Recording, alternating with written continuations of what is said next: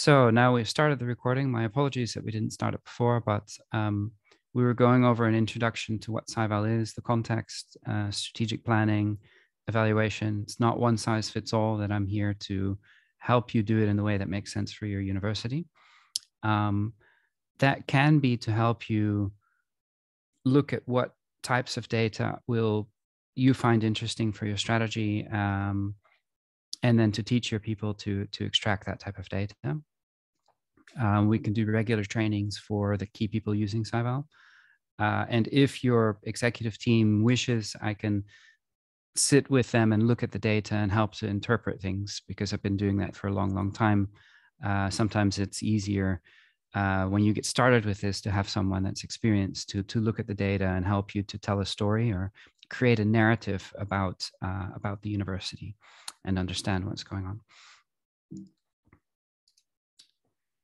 So today is an introduction for the core team. I would like to, after this meeting, suggest that we work on really refining the import of the organization structure, so that if you report on that, everyone will feel that it's an accurate reflection of your schools and departments. You need to, I think, identify the administrative staff that will be running reports and get them into some trainings, right? So whoever that is up to you. And the trainings frequency, especially in the first year, we can have trainings, quite dedicated trainings to your university to make sure everyone gets up to speed. At some point, it's up to you if you want to open SciVal and invite researchers to use it. If that's what you want, we can do it. I would focus on the first three things first, but completely up to you. A reminder of the data. So SciVal's data, most of it comes from Scopus, but there's also funding data, patent data, and news data. Scopus is a great data source because it's comprehensive. It's covering 105 different countries, 40 different languages, journals, conferences, books across all the subject areas. Scopus is used for Times Higher Education, QS World University Rankings. It's used in Thailand as a standard for evaluating universities. It's also a curated database. So Scopus doesn't include everything, right? So Scopus is very selective about which journals are included.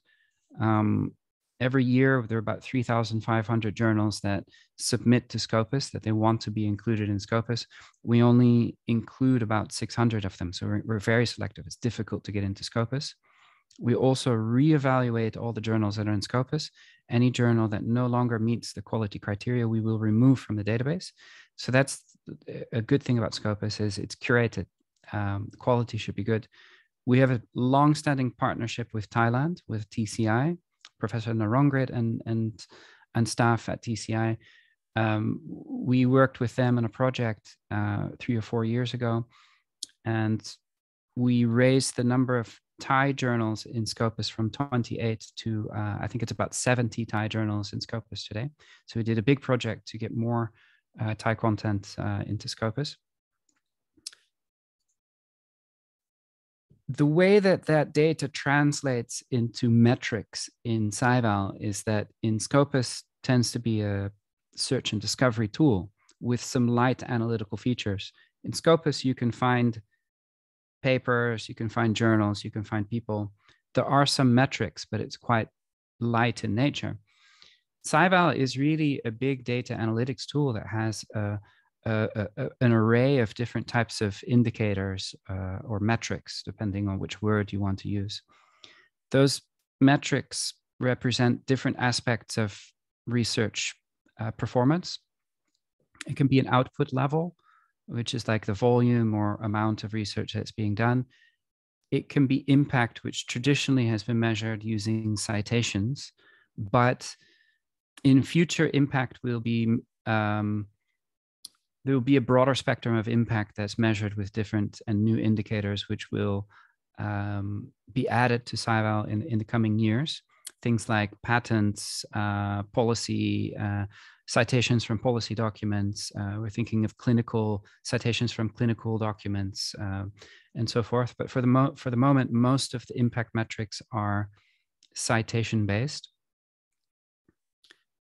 Knowledge transfer. So how are the different sectors working together? For example, academic and corporate. Engagement is also collaboration. Societal impact is a very big theme. We would love to start to measure societal impact, but it's at a stage of like infancy stage in terms of metrics. There's not much agreement between people, countries, institutions on what constitutes a good measure of societal impact. So we're working on that. We'll be adding stuff that, and we'll be debating what should be added. So if you have a strong opinion about what is a good measure of societal impact for you in Thailand, tell me, because I'm actually working on a project with a SciVal team to understand what valid measures are of some of these new constructs. But these metrics, you don't need to memorize them. You will learn them, I think, just by going along, and we'll do it in a fun way. One thing I do want to teach you is probably the most academic thing that we'll look at today is you've probably heard of a metric called field-weighted citation impact. I think it's become a popular metric. It's become a national metric, nationally endorsed in Singapore. I see it now also used by Messi in Thailand. And I want to explain to you the reason why field-weighted citation impact has become popular. It's an incredibly complex metric, but it's useful for a very simple reason, which we'll explain. So if we measure quality of research or impact just based on citation counts, we're going to have some issues.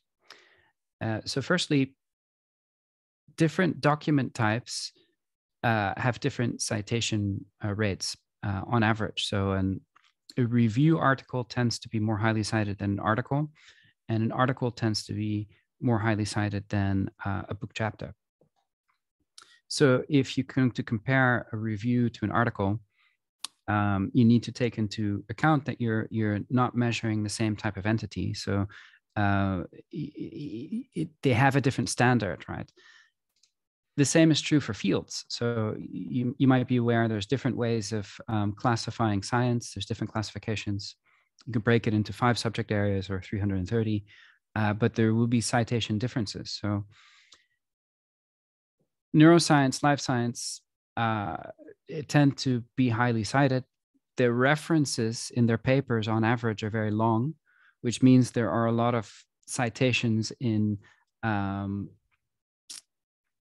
going out and coming in. So there's a lot of citations to be given and received. So the average number of citations received by a neurosciences or life sciences paper is much higher than a social science or arts and humanities paper.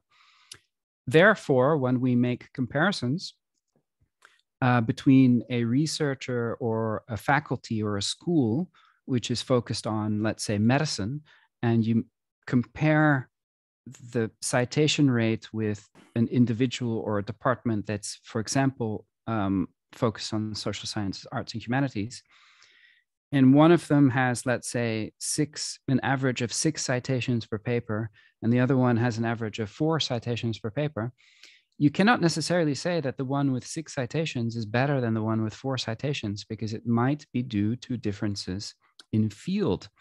And that's very difficult to account for or normalize for or correct for manually. it would be incredibly difficult. What field-weighted citation impact does is it normalizes the average citation rate for an entity to 1.00. So if the field-weighted citation impact for an individual is 1.2, it means that they have received 20% more citations than world average. I'm going to get even more complex now and explain to you that the field-weighted citation impact for any entity, for an author or for a school or for a university or a country, it's actually calculated at the document level. So all, let's say, 50 million documents that are in SciVal each one of them has a field-weighted citation impact that's calculated at the document level. So if I published a paper in 2015 in developmental psychology, and it's a review paper, and my paper received 10 citations, what's the field-weighted citation impact of my paper? We have to look at all review papers that were published in 2015. So it's all papers that are the same document type. So in this case, a review paper, same publication year, in this case, 2015, and the same field, in this case, is developmental psychology. So if the average number of citations for all review articles in developmental psychology published in 2015 is 5 citations per paper, and my paper has 10 citations, the field-weighted citation impact of my paper is 2.00, which is 2 times world average. SciVal does this for all papers in the database. Then for an entity, like for me or for a department, the field-weighted citation impact for the entity is simply the average of the documents. The documents can come from different fields, right? A researcher can publish documents in different fields. A department can publish documents in different fields. Each document has only been compared to other documents of the same document type and the same discipline published in the same year. And that's how field weighting works, is each document has only been compared with documents that are the same in nature, and then it's aggregated, or you get an average. And that means you can say that the citation rate of a department is X% above world average or X% below world average. So it's a very complex calculation, but you have to understand the concept that the world average citation rate is indexed to 1.00. 1.25 is 25% more citations than world average.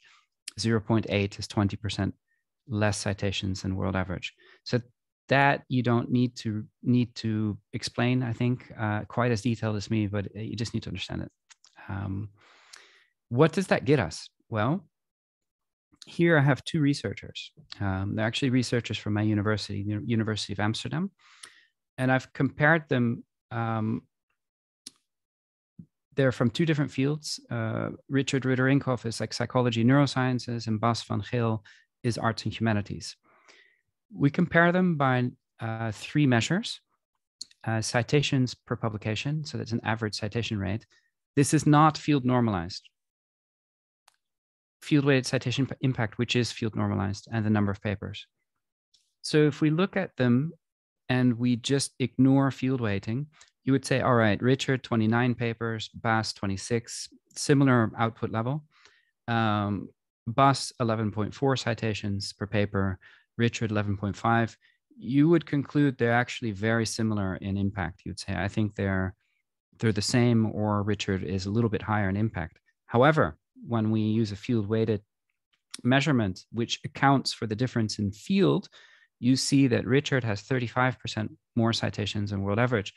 Bas has 2 times world average citations. So you can see that actually Bas, one taking into consideration his field that he publishes in, is a more impactful researcher for this amount of time that we've chosen.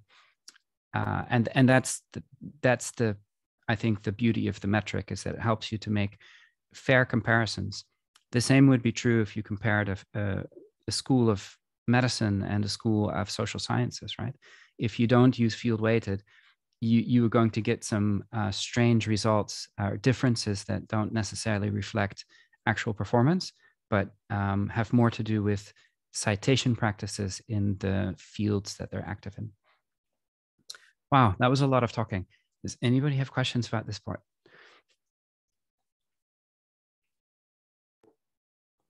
No, I'm good. I think, I mean, again, what this demonstrates, clearly, I guess one little question I do have, Alex, relates to how many papers is enough to judge is the field weighted? Because one of the problems for our university is we've got people on 4 or 5 publications, and you can be in a situation where that person has one amazing paper, none of the other papers are cited at all, and then their average looks amazing.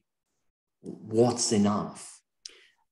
I think that's a really great point. So field-weighted citation impact being based on an average, there's a very strong outlier effect with low volumes. So you, I think, need to look at multiple indicators possibly. So especially for authors, even if an author has 20 papers, if they have one highly cited paper, let's say that they're last author on a collaborative paper that becomes highly cited, very highly cited, it could boost their average citation rate. So you could look at using several indicators for an author and looking at number of papers, field-weighted citation impact, and maybe the number of papers published in top journals. So pick one that's not necessarily citation based, but that's based on the quality of the journals they're publishing in. So that looking at maybe 3 or 4 indicators will give you a more balanced view of what's happening.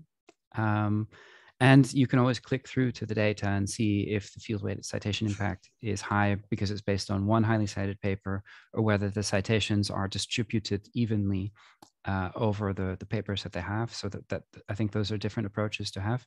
I think anytime you look at an author, you need to be careful with an average, because it really can be inflated by one very highly cited paper, or pulled down by papers that have new papers that have 0 citations. Like each one will pull the average down. I would agree with that.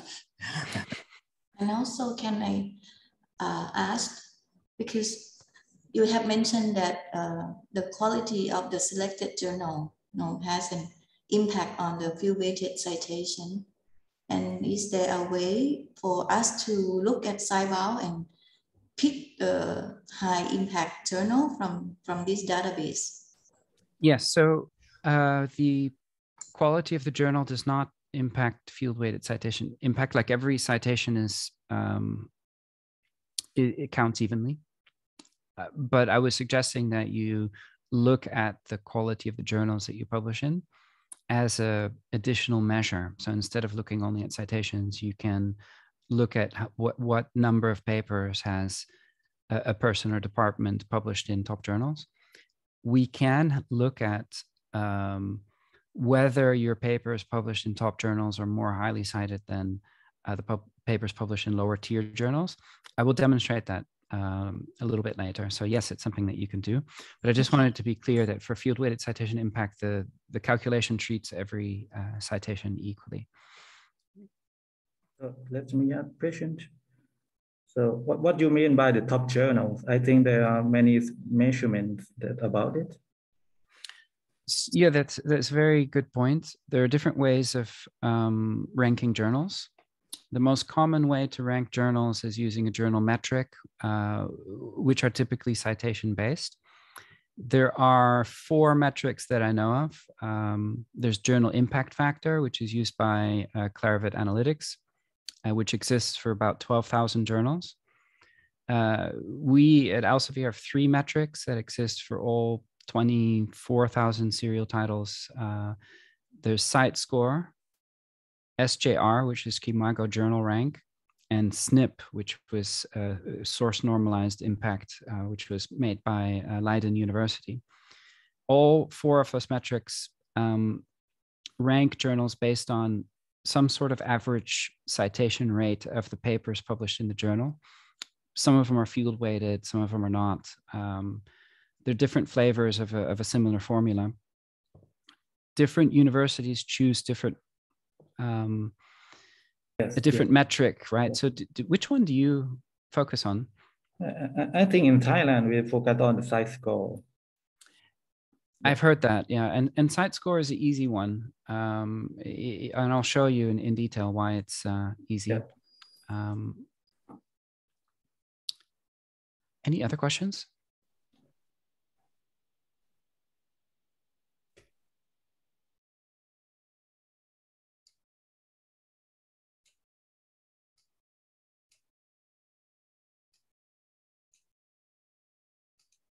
So before I move on to the analysis, any questions, again, just interrupt me. Otherwise, I'm going to keep talking. This is SciVal, right? So SciVal, you can access at www.scival.com. And if you don't already have a login, it's going to ask you your email. And as long as you're using your institutional email within IP range, you should be able to create a login. If you have trouble with this, let us know, let me know. This is the landing page. You can see there's a lot of information about SciVal reading that you can do if you wish, webinars that you can watch. There's every month new features are released. There'll be updates on what's new in SciVal, what's going to be added to SciVal. So I think the landing page has a lot of information potentially if you want to learn more. There's also a question mark at the top. The question mark has got a quick guide. I will show you. I hope I'll be more effective than the guide, but there's a research metrics guidebook. So if you're really nerdy like me and you want to know all of the metrics, how they're calculated, and the rationale for doing it that way, just download this and have a look. It is a really intense read. It's not easy to read, but then again, neither are some scientific papers, right? So there is a lot of thought has gone behind the metrics that are in SciVal, and those thoughts are represented in these documents here. There is a support center if you have questions, but please feel free to come to me for how do I do something in SciVal type questions. There is a My SciVal. So My SciVal is where you customize things. So as mentioned, SciVal comes preloaded with lots of entities, right? But you can create your own things and customize SciVal, and that will be available in My SciVal. Everywhere in SciVal, you have on the left pane different kind of a menu that represents institutions, people, publication sets. These are custom groups of papers. You can group them together for whatever reason you want. Countries and groups. Topics. So we've divided research into 95,000 topics, which is a little bit different than subject areas. I'll explain that later. Research areas. These are custom created areas of research. You can use keywords to create them, or you can combine journals. There's different ways to create them. You can look at Scopus journals, and this one you might not have. Funding bodies and groups is something that we're working on. If we go to researchers and groups, this will probably be empty for you, but for me, you'll see these faculties, which we've created. Faculty of Medicine, so these are Elsevier names. I'm gonna delete that one.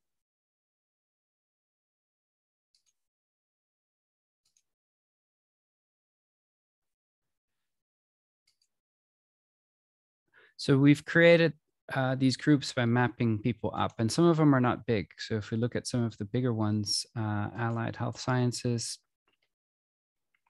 we've grouped people together.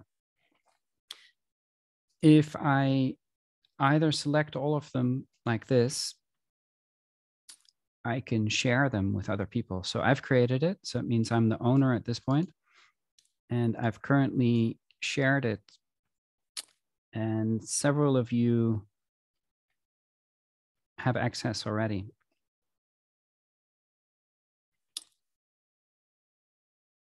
I think it's only you, Patnarin, that has access, right?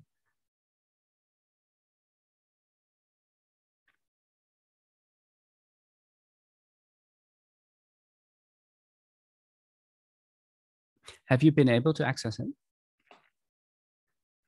This one? Where can I get access into this?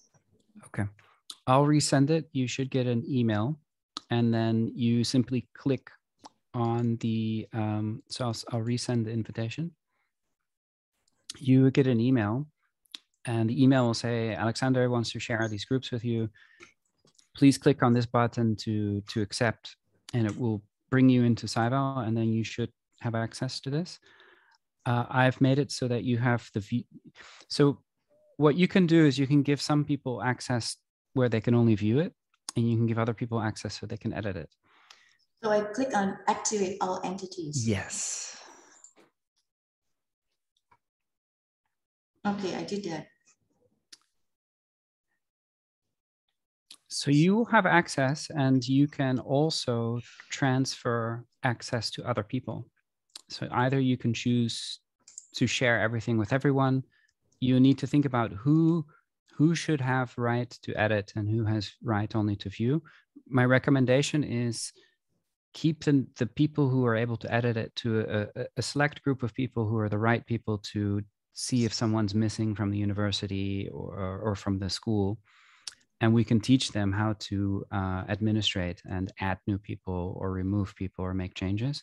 But I would not recommend to let everyone have the edit right, because if you don't know what changes people are making, it will go out of control, right? So you probably want to think about having a small group of administrators to look at this. Okay, so I should share it with the head of the research institute, right? Institute of Research and Innovation, and also graduate school. And then what we can do is we can have a training with them to teach them how this works, right? But so let's just park that for now. So I can, once you accept all of these, I'll be able to actually transfer ownership over to you so that I'm no longer the owner. But now already you're able to share these with other people. So I'm going to park this for a second, David. Check to make sure. ไม่ลงแล้วไม่เนี่ยเจอแล้วเข้าแล้วขอบคุณมาก I just want to just explain a little bit, right? Alex, because people asking questions in the chat. So the groups, guys, refers to the group of researchers. So what you would do is you go into SciVal, you find, you know, Ajahn David and stuff like that, okay? And then you simply collect up the researchers from, for example, the Faculty of Science, and we put them into, you know, a SciVal group called, you know, the School of Science. You can see down here, Alex also has things like the School of Allied Health Science. The first one, Alex, is clearly way too small. There's yeah, I'm going to in that. I'm going to move these to here. David, so this one and this one is the same, right? Can you hear me? Mm-hmm. Actually, the question was, I haven't actually used the website yet, but Ajahn Penny said everybody with the Quartiles University email can register for one, right? Yeah. And the question actually was because Quartiles University email has many forms. Like I actually put it in the chat box. So for that period, you can use your @WU or @mail, both work. So I can use the Google one, right? The other one is, never use it anymore. Yeah, I know. I don't either. So don't worry. Bad, yeah, it's very ugly. Okay, thank you. I just wonder if we use other account and probably Gmail can we use the account with Gmail outside of campus then? Yes, but you have to log in using the university's VPN, and then it will recognize that you are Walalak, and then you could do oh yeah, I can see many people, Alex, that I recognize there. Thank you.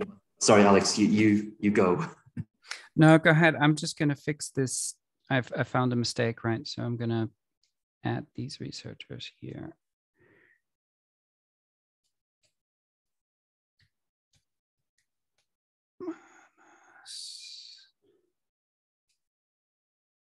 So this is how you make changes. You can easily add people and remove people, and we'll teach the right people to do that once we get there. But don't worry about all of this for the moment.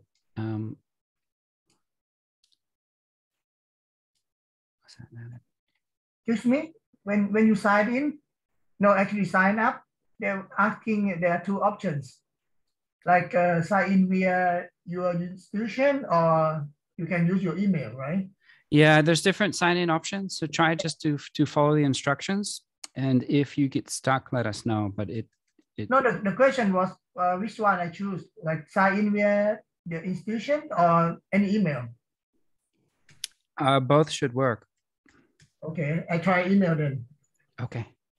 I use my email, PDED. That's just easier for me because I look at my email all the time. And so if SciVal sends me anything, it's just much easier.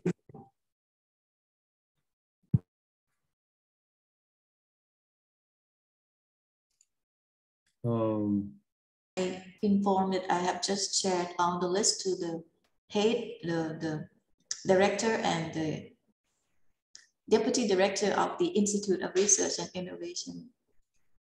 Yeah, I tried to sign in the system, and I was able to successfully sign in SciVal Elsevier, but it says you might have access to SciVal via your institution. Because your account doesn't have direct access to SciVal, but you might have access to SciVal via your institution. So that is the recommendation after I sign up with my email using the Gmail of WALAILAC. The mail that I think if you're accessing with your email, it wants you to use an institutional email. So then Gmail is not going to be accepted. So it will say, "Oh, we don't recognize Gmail." Yeah. Yeah, but this Gmail is also a WALAILAC actually email, because we have two, as what pointed out by Dr. Pinsani, that we have two email actually. We have the WU and we have the mail. And Jennifer, I use the @mail.wu.ac.th. I don't have any problem. So you can't use like, bobo@gmail.com. No, you can't use that. But you can use the @WU and @mail. Both work. Yeah, because know that personally. Yeah, because I use the Gmail that the WU also provided us. The mail. Say that again. I use the mail.wu.ac.th, which is also the email provided by the by WALAILAC. So you're using the normal email. Yeah, that's why I actually asked about this question, and I'm now using the mail @WU to sign up, and I have problem. Can I share my screen? Because I think many people have the same problem. Go ahead. Yeah, the same point with Dr. Chris and D here. The same. It's actually successfully, sign up to SciVal, but that's problem with the access.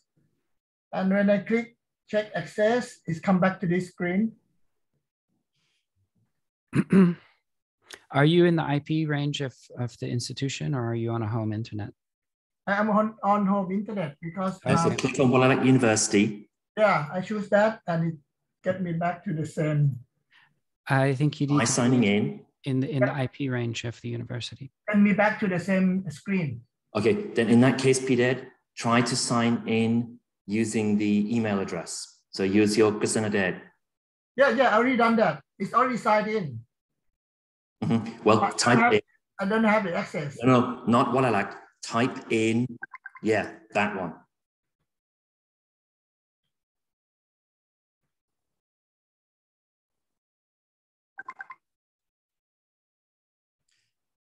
Okay, that means that in Elsevier, PDED, you haven't yet registered that email address with Elsevier to create an account.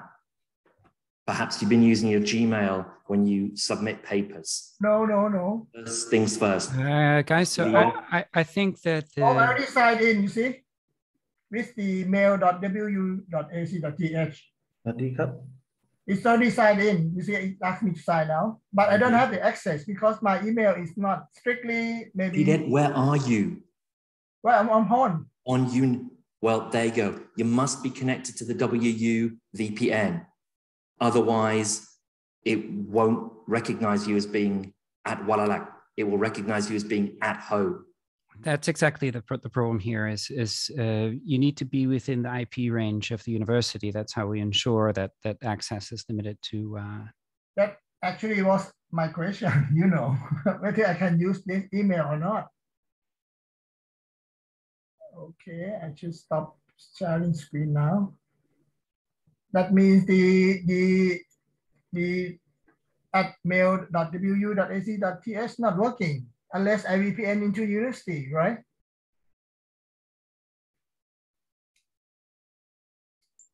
I think it I've works. been able to access it using the VPN.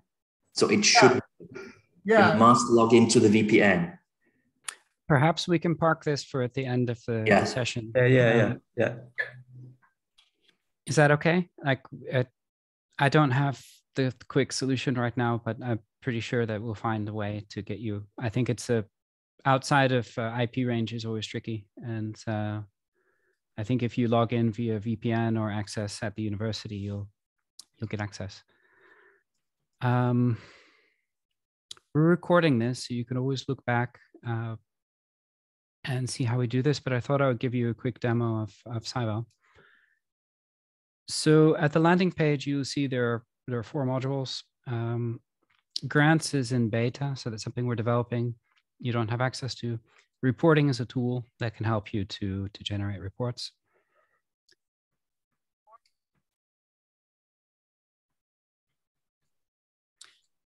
I'm going to start with overview. Overview is a dashboard of research performance. You can look at one entity at a time. So you can look at university, you can look at a person, you can look at a country, look at a group of countries, but only one thing at a time. You've got different year ranges. You can pick let's say a 3-year range, 5-year range, or a 10-year range. I quite like a 5-year range. So this is going to move up on the 15th of June. It will move to be 2017 to 2022. So the year ranges move up every year in June. So can I have a quick question? This is possible for the 1-year range? No? Yes, you can always break everything down by year. Yeah. So if we're looking at, right, if you want to look at the separate years, you'll be able to look at them. But in the summary, it's an aggregated, yeah. Also in benchmarking, you'll be able to look at really flexible ranges.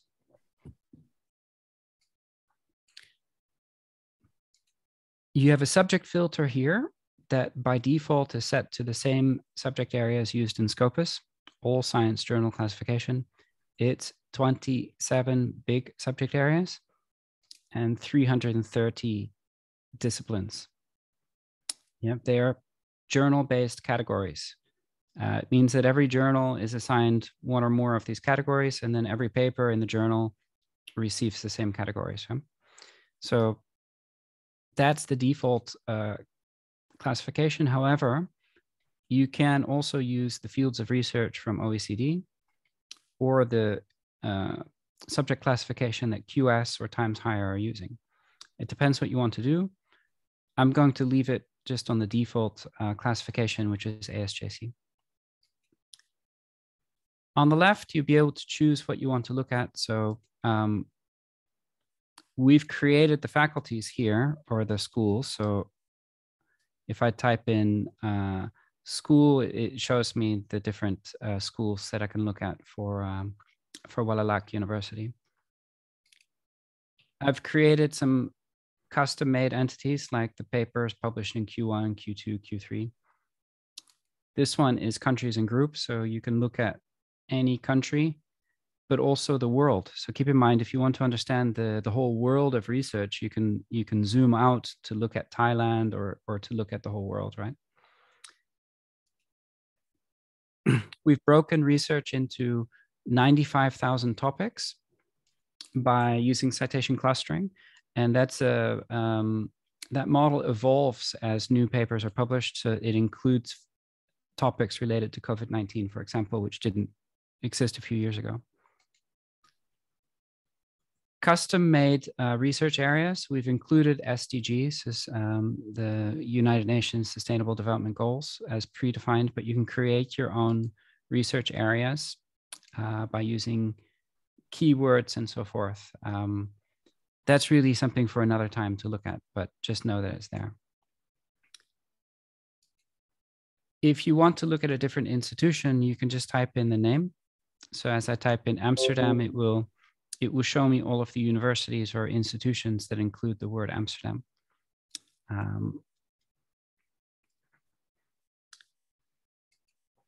If I want to understand Thailand, I might start looking at Thailand first and see that in this period here, Thailand published 118,000 papers, almost 119,000 papers. They were cited, let's say, almost 900,000 times. So remember the question of how many, is it a lot of citations? Is it a little? The answer is here. It's 4% less citations than world average. If you want to know how it's broken down by year, you can see that it kind of dipped down here. And actually, if you look at 2020, it's just 1% less citations than world average. So you could say, you know, roughly world average, right? We can see the journal categories that Thailand is publishing in: medicine, engineering. We can see the top research topics that Thailand is strong in. We can see the top institutions, right? So we've, I think, indexed 106 institutions, and they are ranked by number of papers in this period, right? Can certainly change the period to, let's say, 2018 to present. So you see Mahidol and Chula very close together. And if I scroll down here, you see actually in terms of research output, Waralak University is 17th in Thailand, but you have all of these other institutions that you can compare yourselves to, including corporates, medical, different sectors, right?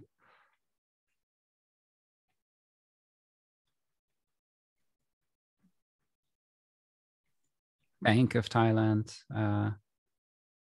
So we're doing our best to include all of the entities that produce research. If you want to switch back to Waralak, again, you go to the top institutions, pick your university. So let's tell a story of your university then. It's 1,608 papers, cited 5,000 times. The question is, how much is that? It is, yeah, like 17% less than world average. Let's see how that looks over time. I see a nice, you know, trend where it's going up, so that's good to look at. You publish 11% of the papers in medical journals, 9.2% of the papers in agriculture and biological sciences. So these are journal categories. I'm going to jump to published. So there's this tab here. And again, we can see actually you went from publishing 172 papers indexed in Scopus journals to 590 last year. So you see strong growth of the university in terms of publication output. I'm going to skip this for the moment. Journal quartiles. So these quartiles, you can choose if you want to use CiteScore, SNP, or SJR to look at how much do you publish in top journals. You published almost half of your papers in the top 25% best journals, which is really encouraging, and only 8.3% in the lowest quartile. If you want to look at these papers, you can, anywhere in SciVal that it's blue means you can link through to the underlying paper. So these are the papers that you published in quartile 1 journals. Anytime you look at a set of papers, you can save it as a publication set. So if you want to look at it later, you can save it. I've already done that for your quartiles, and we'll have a look at it later. Subject areas. So these are those 27 subject areas. You can see that your biggest subject area is medicine, agriculture, so forth. This is the citation rate. So you can actually see in medicine, if you take the 349 papers published in medical journals, the impact is just 1% less citations than world average. Actually, chemistry, it's 6% more than world average. 25 papers published in nursing journals, 32% more papers than world average. My field of psychology, 4 papers, 3.4 times world average, but like you said, David, it could be one highly cited paper, right? So you always have to take into consideration how many papers are we looking at. Everywhere where there's a triangle means you can open it. So if we want to look within medicine, you can see, okay, infectious diseases, here complementary and alternative medicine, 37 papers which are cited, 8% more than world average. Very easy to open that and have a look. And here they look more evenly distributed. Although I do see a tail of papers with 0. Everywhere in SciVal, you'll be able to export things into Excel. If you, for example,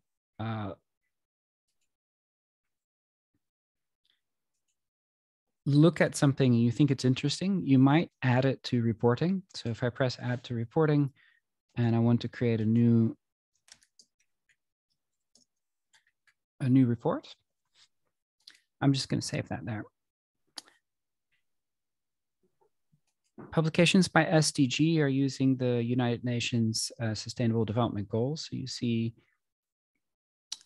you published 366 papers in SDG 3 related to good health and well-being. And they were cited 2% less than world average. So again, anytime you see things that you're like, oh, this is interesting for us, you can add it to your report. Probably I want to go back to the summary page and add this to the report as well.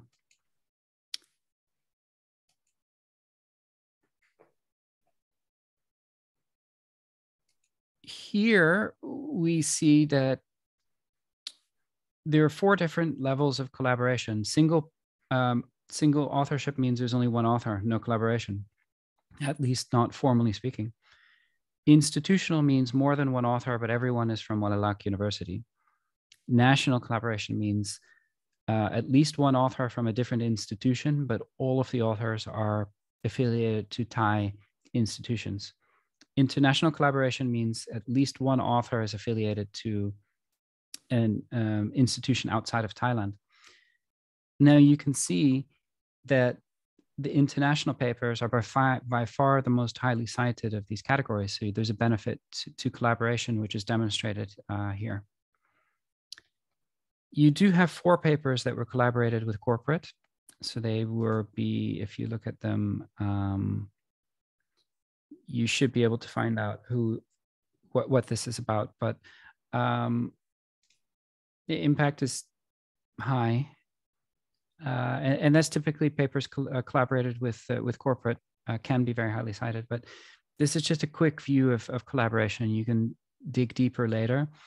The top 10 institutions that you collaborate with, 8 of them are in Thailand, and then you have these 2 here. Again, you can look at the citation associated with each partnership. If you want to dig deep into the field-weighted citation impact, and here's the overall citation count, here's the average citations per paper, and here's field-weighted citation impact. These 2 charts really demonstrate why this is a better metric, because if you look at this one, it's always going down because of a time effect. Older papers tend to receive more citations because they've had more time to receive citations.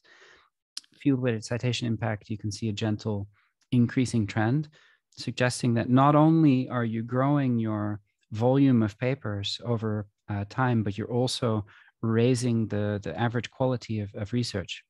So I think those are the 2 key things that I see for Guidebook University at the moment is you're growing very quickly from a low number of papers to quite exponential growth, but at the same time, your impact is also going up. That's very difficult to do. Most universities as they grow, the impact actually goes down a little bit. So I think it's great that your impact is going up at the same time as the output. Here you'll be able to see all of the researchers affiliated to the university, but not which faculty they belong to. You'll be able to check here, so you can see this one's the most highest number of papers in the last 3 years, and the impact is also very high. Each researcher, you can open and look at a profile. So you'll be able to see and wonder, are they actually affiliated to your university, or is it a dual affiliation? Did they used to work at UM? Those types of questions quite often are easier to answer in Scopus. So you can always link to Scopus.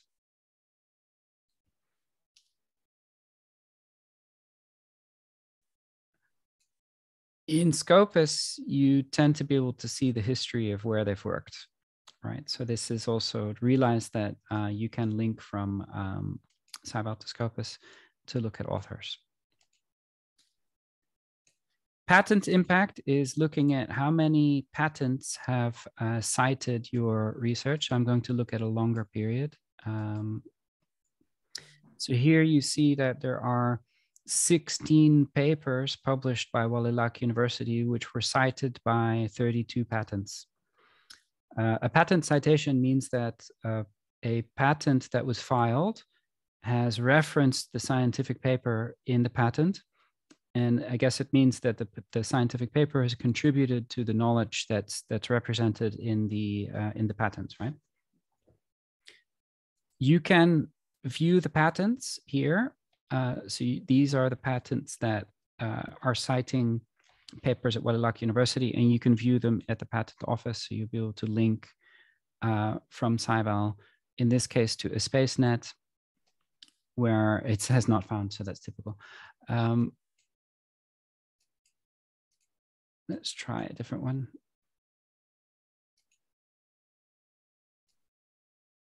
Is that the same one? Sorry.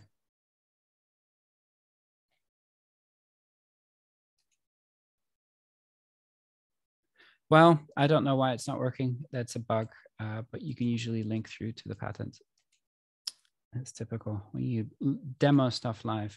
You can see for each patent how many times it has cited papers, and you can link through to the papers. You could also look at those 16 papers that were cited by patents to understand what are they about and who has published them. I can, for example, choose to save this as a publication set and say publications at Walillac University that have been cited by patents. Yeah, so I'm going to save that. We're going to look at that later. I'm just going to park it there for a moment. That is overview. So overview module provides you an overview of any university. You can look at, you can do the exact same thing for your faculties, right? So if you look at allied, sorry.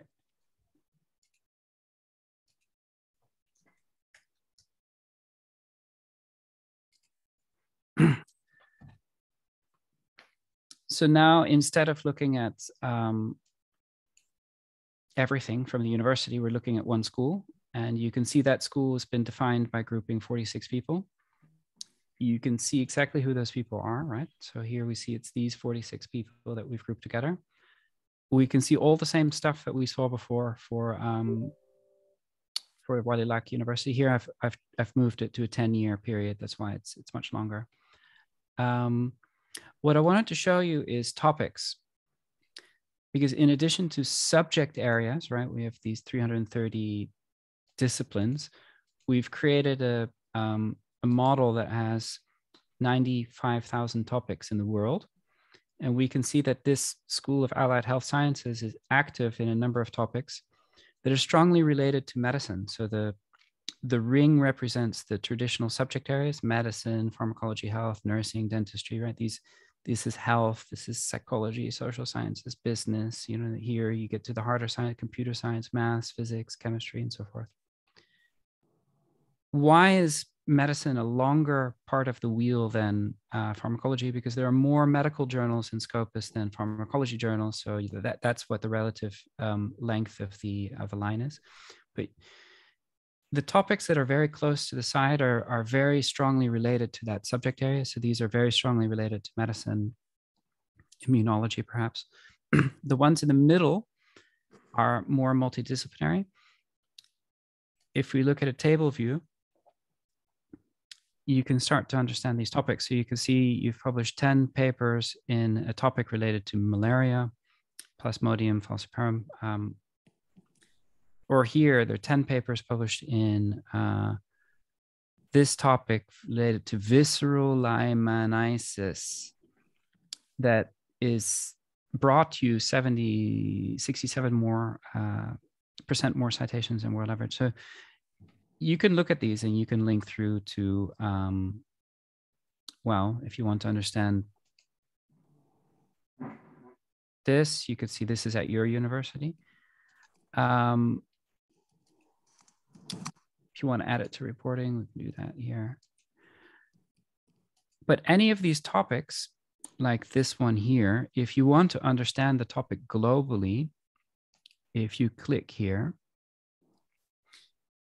it has moved you to the trends module. So the trends module is the 4th module, and that looks at any area globally. So it's not about an institution, it's not about a person, it's not about a country, it's about an area. So you can see that this area related to visceral liamoniasis is actually a really, really, really small research area represented by just 200 papers in a 10-year period. It's not particularly highly cited. It's not a particularly prominent topic. It's, let's say, Q2 in terms of prominence. It's related to these word cloud. These are extracted from the abstracts of the papers. You can always link through to understand the topic by looking at the papers. You can understand who are the top institutions in the world, and it turns out that Mahidol is number 1, Chula is number 5.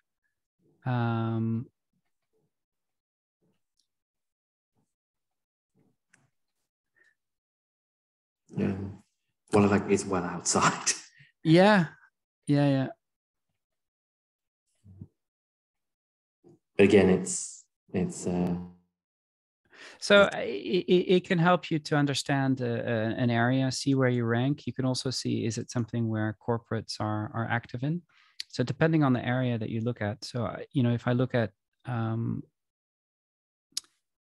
there's different ways to explore this. So you can explore this by starting point being, for example, this faculty to understand the areas, or you could take a step back and look at the university and look at what topics is the university publishing in, right?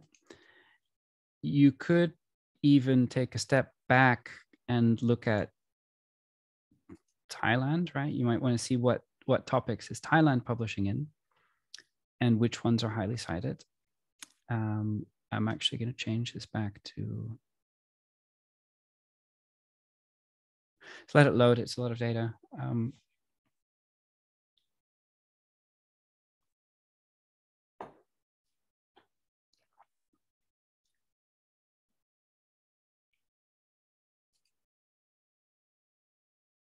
Okay, so here we look at Thailand, for example. So you can see this is high energy physics, right? That's really collaborative, like 1,000 authors on every paper. But you're going to see key strengths of the country in terms of number of papers and citations. So you can see, is this something that we contribute to, or is it something that we don't work on? That's if you're interested in national level things. You can use a subject filter and say, well, is there a field that you're particularly interested in, David? Is there like a discipline or something that you're muted? You are muted, Dave. You're muted. Dave, turn your microphone on. Maybe he talked to somebody else. Sorry, Yeah. there you go. I was going to say inorganic chemistry, and that should be under chemistry. It should be there. And inorganic, there you go. Yeah, there. So if we look within Thailand, you would see that Thailand's getting a lot of citations in this area. Yeah. Yeah. I can see area crossovers, Alex. So crossovers, keep going down. There it is. Crossovers, iron quintet. You know, okay. So this interests you? Yeah, that happens to be my sort of research area. All right. So for whatever reason, in this case, because you're active in it, we can just press here. It's going to bring us to trends, and we'll see that in this 3-year period, this 700 papers, it's cited about world average. It's a prominent topic. Prominence is like a combination of being published in highly impactful journals, getting citations and views. So we rank topics by prominence. The more prominent topics tend to have more momentum, more funding, more attention at the time. So it's in the top 2% in terms of prominence. These are the terms from the abstracts of papers. But then again, the question that we always see is, all right, so you see there are a couple of corporates publishing in it. You can see the top institutions. France is very active in this area. Yeah. They really are. And if you wanted to look specifically at Asia Pacific, you could do that. If you wanted to look specifically at actually, you should be able to find us in the top. So you can say we are the leaders in this field in Thailand. And you can do the same for authors, right? So there we see you at the top. Yeah. Right. So you can, again, there's 95,000 topics. You're probably going to think about how do you identify the ones that are relevant to you? There's different ways, right? You can either search for topics.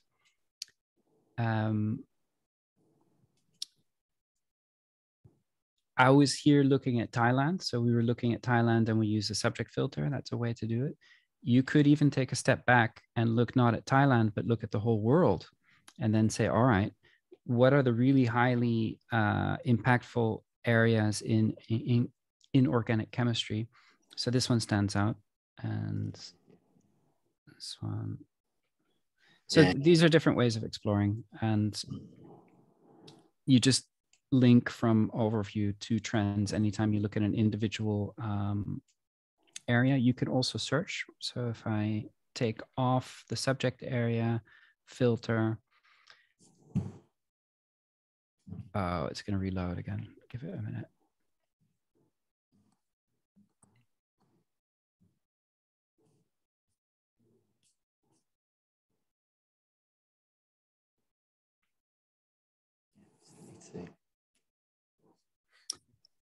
So if I search for like, oh, it's stuck. Dear. Oh yeah, no. I'm too fast for SciVal. So here we see, if I type in COVID, you're going to see a lot of different. So this one's like clinical features, psychological support, nasal swabs, mathematical modeling. So you see there's a lot of areas related to COVID, right? So every area has got like a whole spectrum of stuff that's related to it. So you can search for stuff. If you go to my SciVal, you can actually download a sheet that has all of the areas if you want to. Again, you go here to topics. You can, there's 2 levels of topics. There's topics, which is 95,000. Topic clusters those into 1,500 slightly bigger areas. You can use search terms. You can download the whole list of areas here. Okay. There's kind of like a rabbit hole. It's not what I wanted to focus on too much.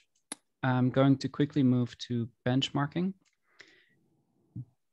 Benchmarking is where you come. So overview is a great place to explore. Benchmarking, you have to kind of know what you want.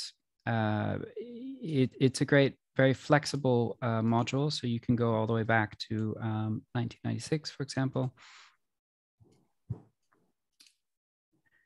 You can include the current year. You can compare yourself to others. So what university would you tend to compare yourselves to?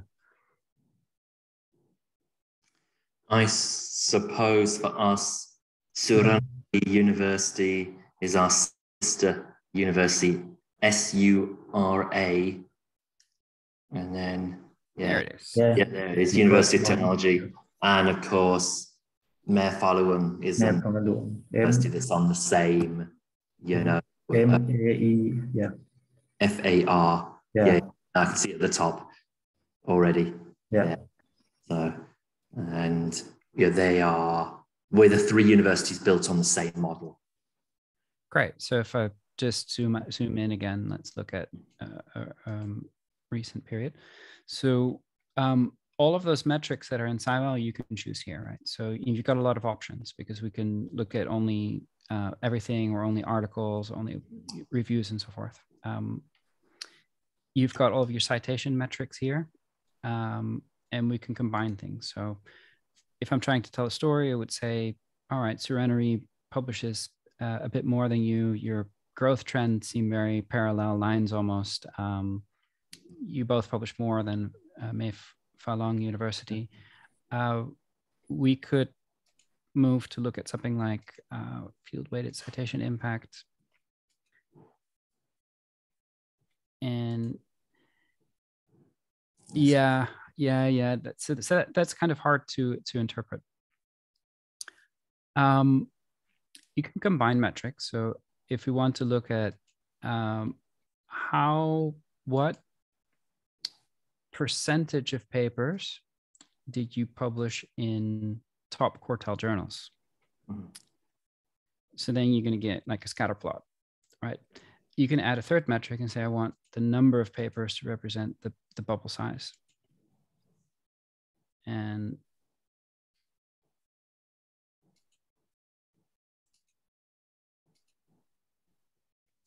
so you can see they kind of cluster together. I don't see huge differences. And if you were to, pick some big comparators, you're going to see differences, right? If I pick University of Indonesia, for example, they publish a lot less in Q1 journals. So I think as you create context by picking comparators, pick a couple that are better than you, a couple that are similar, and a couple that are behind, we create a nice story.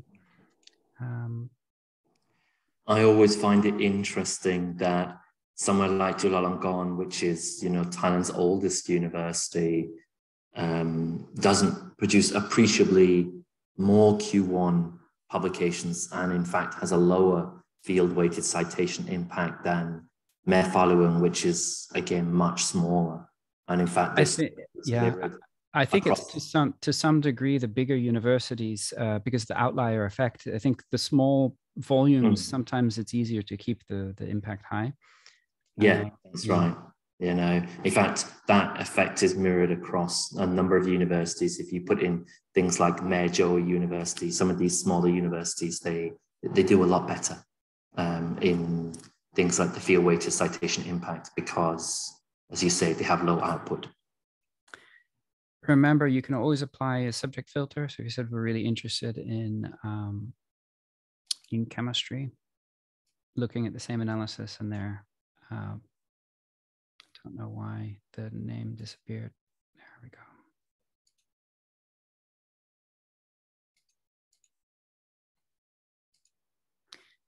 I'm going to go back to all subject areas. Now, this took me a couple minutes to do, right? To set up. So I'm going to add it to reporting and it's going to save it for later. I'm now going to go to my SciVal because remember we created all of this. I can select this. I'm just going to select the schools. I'm going to unselect these individuals here. And I'm going to press here, add to panel. And I want to replace the existing set and view the set in benchmarking. So it's going to pop all of them into benchmarking. And I had already set up a nice analysis there. So wow, this is your, and you can add the labels here.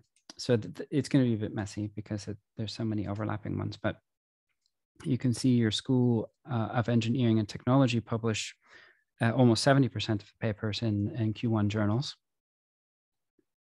And if it's easier to look at a table view, right? So you can look at, and we'll put the biggest ones at the top. So here you're ranked by papers, but you can also see the percentage of papers published in Q1 and the field-weighted citation impact. It's very easy to add metrics. So if you say, well, I want to also know how much we collaborate and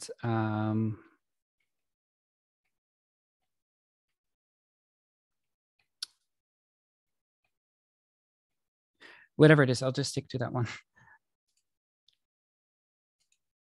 Oh.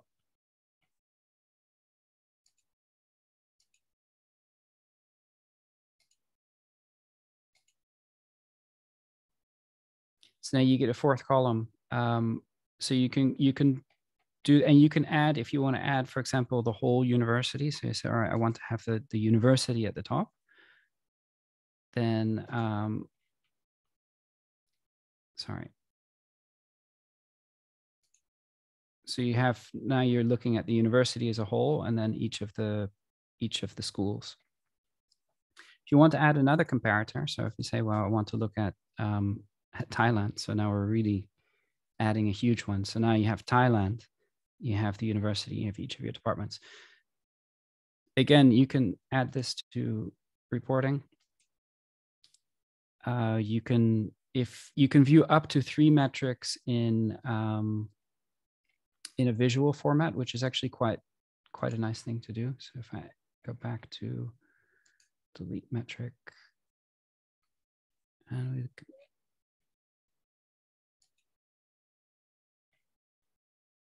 see that's Thailand, and then it's like each of these bubbles is a different school.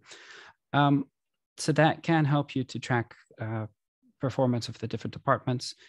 Again, if you're interested in a particular department, like the International College of Dentistry, you can go back to overview and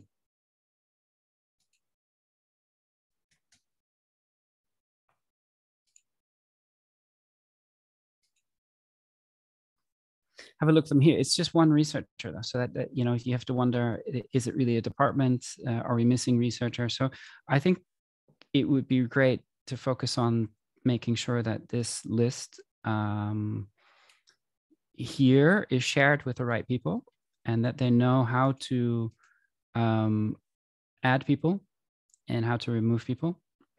Maybe the next training should be focused on that, because once you do that, I think that SciVal is going to be awesome. Yeah, I can see, Alex, that there are loads of faculties where we're missing, you know, people. Last question I wanted to focus on was the journal quartiles. That was a question you had. So I will.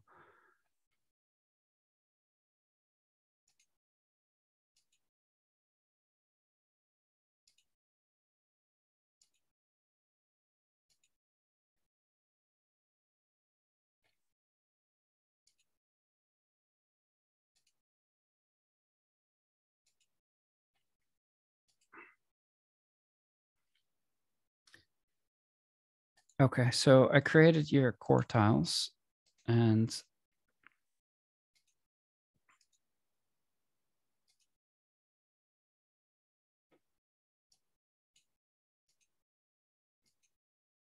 all right.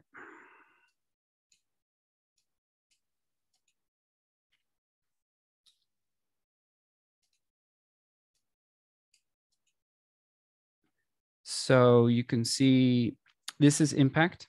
So you can see that when you publish in Q1 journals, the impact is significantly higher than the others. If we look at number of papers,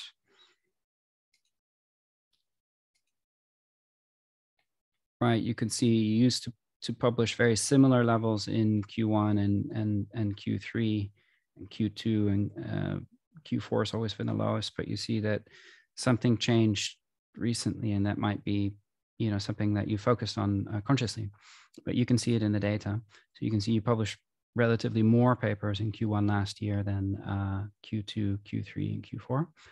And you can very clearly see the citation advantage that when you publish in Q1 journals, the impact tends to be above world average, while publishing in any of the other quartiles tends to be below world average. It's much harder to get a manuscript into Q1 journal, so it's going to, you know, it might even correlate with international collaboration, for example. And let's have a look at that.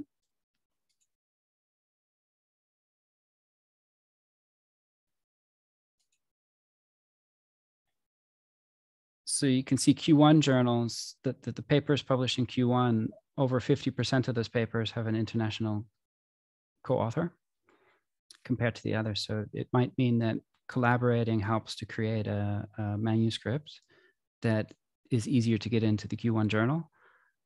I don't know. I mean, it's up to you to interpret. But... So I've shown you a lot of stuff, right? So this was essentially SciVal. The last module to show you is collaboration. Excuse me, yep. Alexander? Yep. Can you go back to that chart again? I am wondering about the, you know, the year change. Even though you have published more in Q1 paper, but the citation or the collaboration value is not increasing, right? No. So the collaboration level has been maintained. Yeah, staying the same, yeah. And also true for the previous chart, I think. Yeah, so if we look at your university as a whole and we look at collaboration, let me make this a very clear color. No, not this one. I mean the other one, the citation chart, I think, the previous one.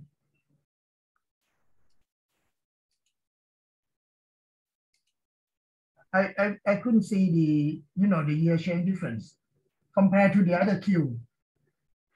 So this is papers published in Q1 journals. You can see the y-axis represents citation impact. So you can see that the papers published in Q1 journals are more highly cited than the other ones. Maybe an easier way to look at it. It's not increasing, I mean, during the years, even though the number of publication is increased, but the citation remain not quite affected, right? I mean, so field-weighted citation impact is not a, it's an average, right? So it doesn't, if you want to look at number of citations, it will probably go up because you're collecting more content, but it's an average citation rate, but it has actually gone up. If you look in 2016, it was 0.92, then 1.2. All right, then it went back down, then it went up, it went down a bit. Up and down, I mean. Yeah. But I think the important finding is that it's much higher than the other quartiles. Yeah. Absolutely. But I would love to see the, you know, the actual change in the policy when the year changed. Well, when we think about it, Pided, the policy in terms of trying to produce more Q1 probably came in around about 2019, 2020, you know, but we can see that 2019 was a good year, you know, for the field-weighted citation impact for Q1. 2020, not so good. 2021, you know, back up again. So it's a little bit variable, as Alexander says. That's what I'm saying. It's not quite distinctively increased, you know, it's variable. But the number of publication in Q2, Q3, and 4 actually going down a lot. Yeah. And yeah, I mean, this is something we have to think about and, see. Yeah. Okay. Broadly speaking, Yeah. the one we have, the higher our field-weighted citation impact is. It should be, more harder to do that. Yeah. Yeah, thank you. All right, welcome. I'm quickly going to show you collaboration module. So you can see that these are the institutions that you've collaborated with the most. Most of them are Thai, but if you want to, you can see the number of papers, authors, and the resulting field-weighted citation impact. So the 40 papers that you collaborated with Chiang Mai were cited 10% more than world average. So if that's something that interests you, you can have a look there and see, okay, well, their impact is 1.06, ours is 0.75 for the period. When we work together, it's 1.10. So it's a mutually beneficial collaboration. It looks pretty multidisciplinary. It's in a lot of different fields. You can certainly have a look at the papers, right?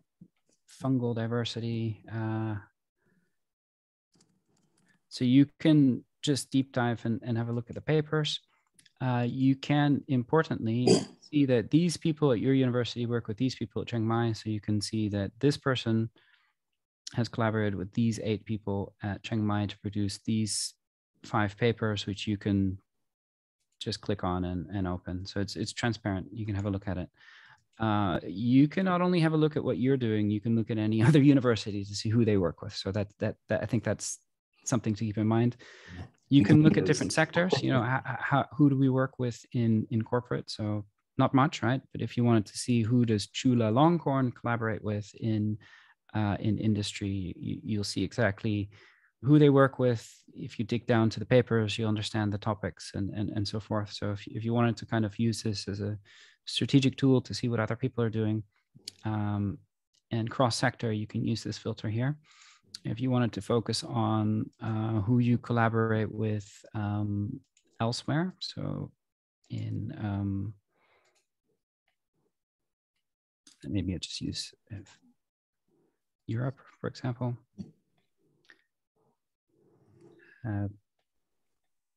So it's pretty simple. We're working on improving this module. It needs a bit of a revamp. So we're trying to get it to be able to look at collaboration of the org structure that you've created, right? To look at researchers and groups as well. And we hope that will be released by the end of the year. At the moment, it's quite simplistic, but those are the key features.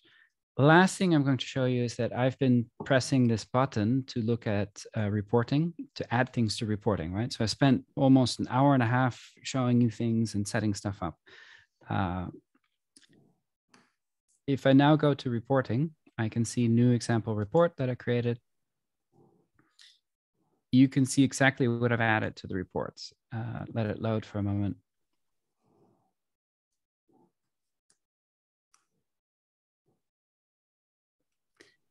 I can change the order of things. So say I want that at the top, then I want topics. I can add stuff.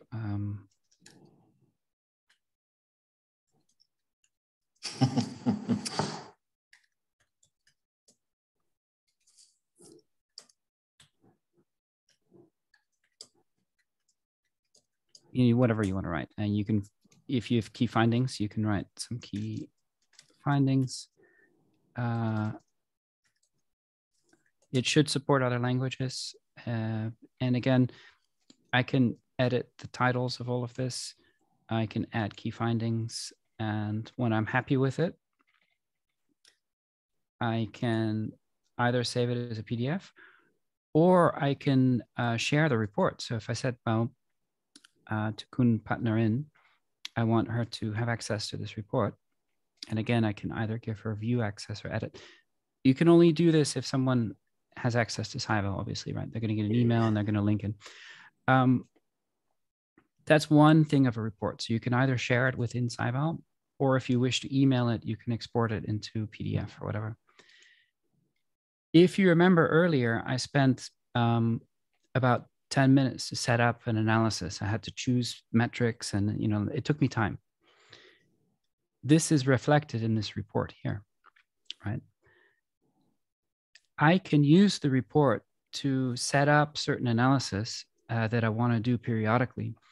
The reports will update, but also what you can do is I can just press this button here. So yeah, actually I want to save the report first, but it's going to bring me to SciVal, and this is exactly the analysis that I did. I don't need to spend 10 minutes to set it up again because I've saved it in a report. This is the latest data. Excuse me, the bubble size reflect the number of scalar output? Yeah. Okay. Yeah. I have a question, Alexander. Yes. Can you share the favorites, you know, the setup that people set, and can we share with other members? I'm sorry, I didn't understand the question. Yeah, I mean, you have a preset, right? The one that you show us now. Yeah. And it's saved in the favorite, right? On the left column. I'm not sure I understand. Right. Peter, are you saying that you could share, as it were, the style of report here with other people? Is that what you're asking? Yeah, no, you can share the report. I think you can do that, but the report is not dynamic. Okay, what I mean that can you share like this the setup for each metrics to other people?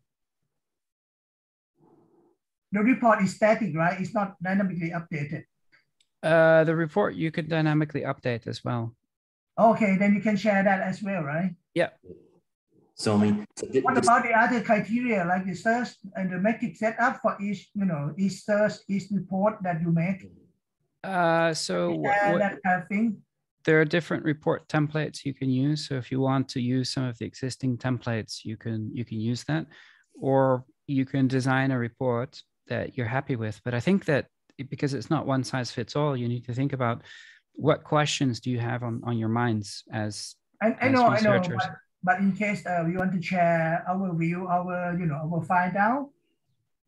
You can create a report that has what you think is interesting, that selects the metrics that you want, and you share that report with someone else, then they'll be able to link to the data from the report. So for example, let's say I share this with Kunpatnarin. She gets access, she opens the report. Then, all right, she sees an analysis. Now, if she wants to view this in SciVal and edit it, or maybe use it as a starting point, all she needs to do is click on any of these analyses here, right? So if she presses here, it's going to bring her. It's going to bring her here, and then if she says, "Well, actually, I'm interested in this, but I want to broaden the number of years," it's very easy for her to do that. You can either just do that, and then you can save the changes into your report. And then you can rename your report to another one, right? Should be. Yeah. Okay, that's very good. Yes. Yeah. So you could see using this system, we can, as a university, just sort of decide, say, every 3 months that, we will agree on what, again, the big bosses have to agree on what they want in the report, and then we simply update. That help other people a lot in setting up their own, search criteria and metric setup, and we can have like standard version of report that that's it. Within the university, we need to discuss that. Right. Okay, thank you. Okay, so I've shown everything that I'm going to show. Is a lot of information. I apologize for talking so much, but if you have questions, please don't hesitate, and also think about what are the next steps. Like, do we teach the administrators how to add researchers and how to perfect the groups, or what trainings do you need? Let me know how you think is the best way to move forward. I have a suggestion from what I actually talked just now, that maybe Kunpatnarin could, I don't know, working with you to set up a standard report, right? That every school can use, then they can, use that as a starting point. Okay. That will be a quick start, right, for everybody.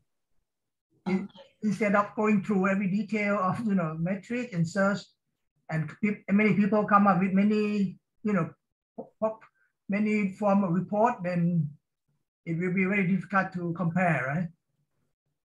Okay, I think I should work with the head of the Institute of Research and Innovation about the format, and then we'll contact Sander.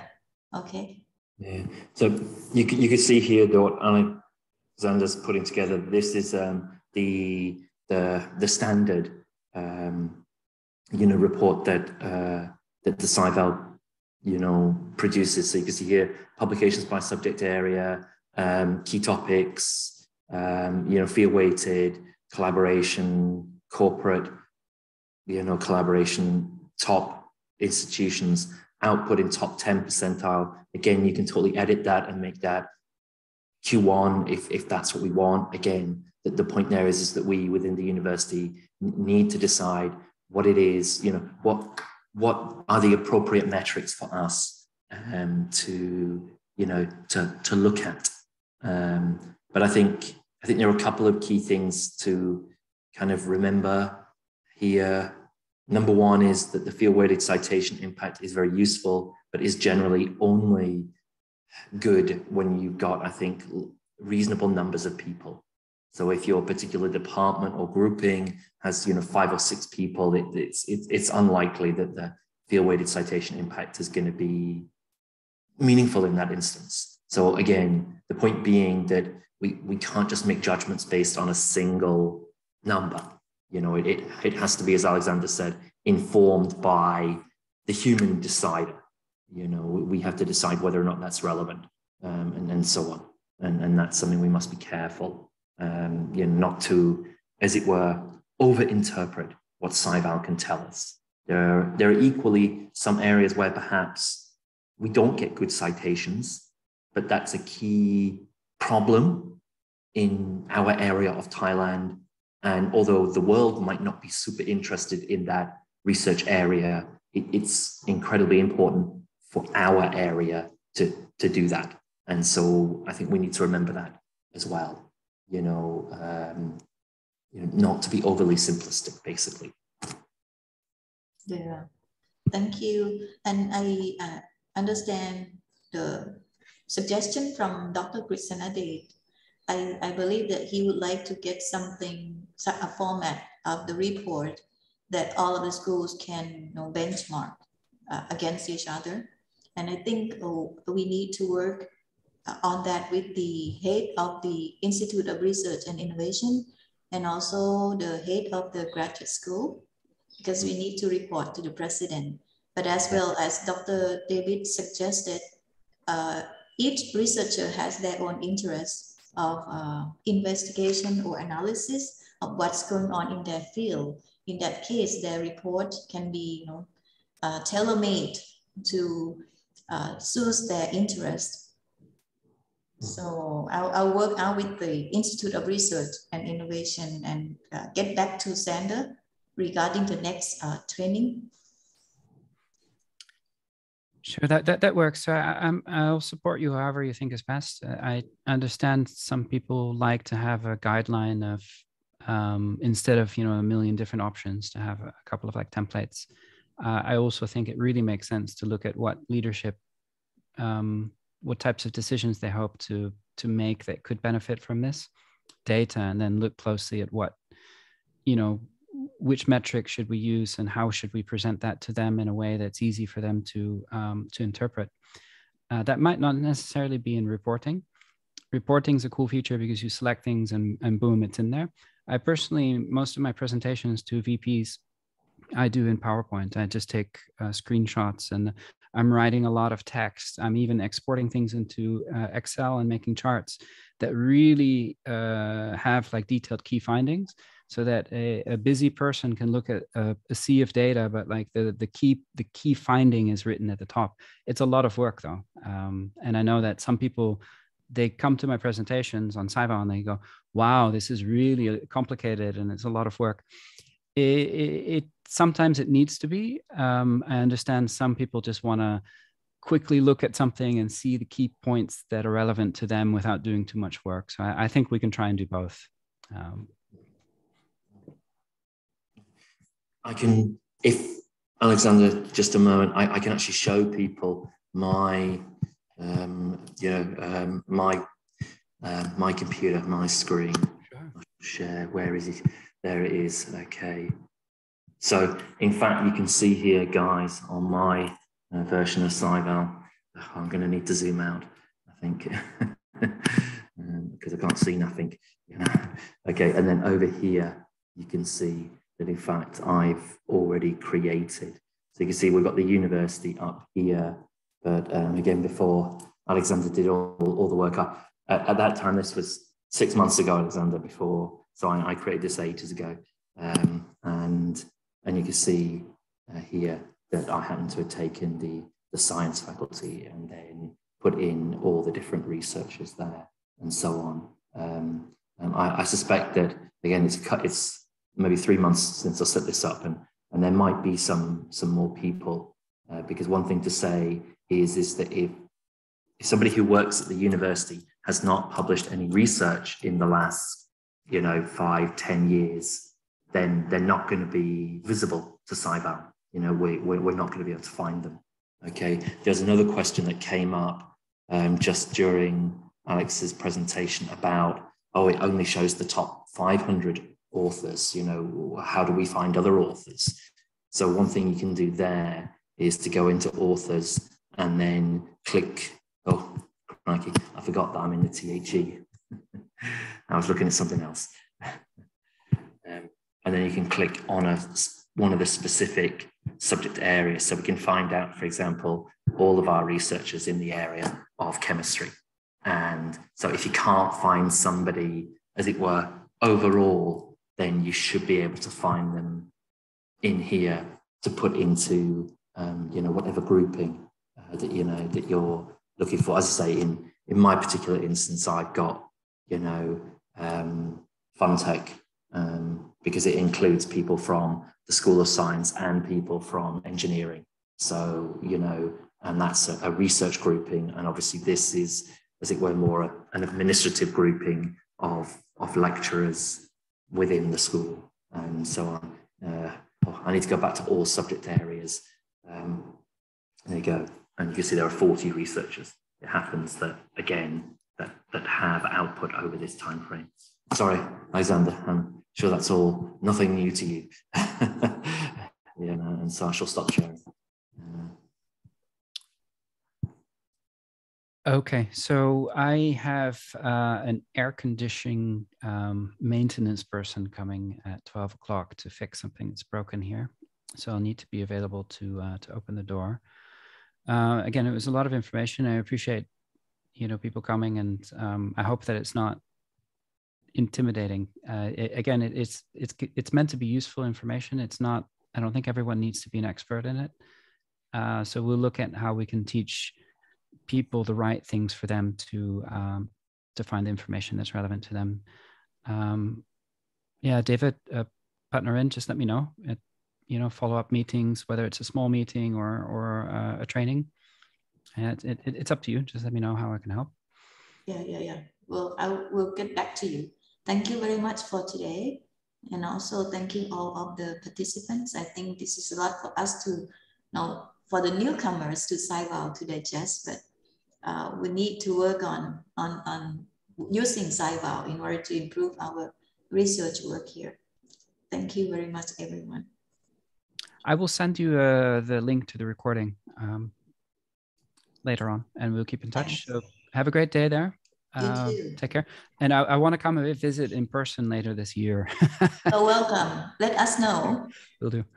Thank you. Bye-bye. Bye-bye.